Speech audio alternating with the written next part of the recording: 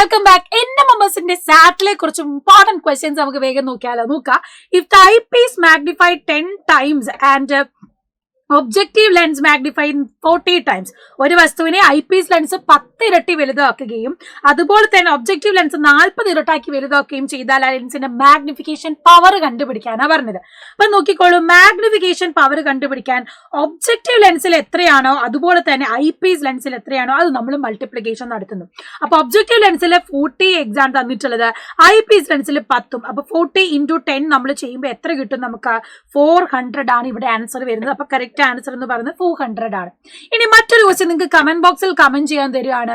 Objective ലെൻസിൽ തന്നിട്ടുള്ളത് എത്രയാണ്? 10 ആണ്. ഐ പീസിൽ 10 ആണ്. അങ്ങനെയാണെങ്കിൽ ആൻസർ എത്രയാ വരിക എന്നുള്ളത് എന്ത് ചെയ്യുക? കമന്റ് ബോക്സിൽ കമന്റ് ചെയ്യുക. ഷോർട്ടായിട്ട് വരുന്ന ക്വസ്റ്റ്യൻ ആണ് മാഗ്നിഫിക്കേഷൻ പവർ. എപ്പോഴും നിങ്ങൾ ഒബ്ജക്റ്റീവ് ലെൻസിൽ എത്രയാണ്, ഐ പീസ് ലെൻസിൽ എത്രയാണ് നോക്കുക. രണ്ടും മൾട്ടിപ്ലിക്കേറ്റ് ചെയ്താൽ നമുക്ക് മാഗ്നിഫിക്കേഷൻ പവർ കിട്ടും. ഈ ക്വസ്റ്റ്യൻ ആൻസർ കമന്റ് ചെയ്തോളൂ.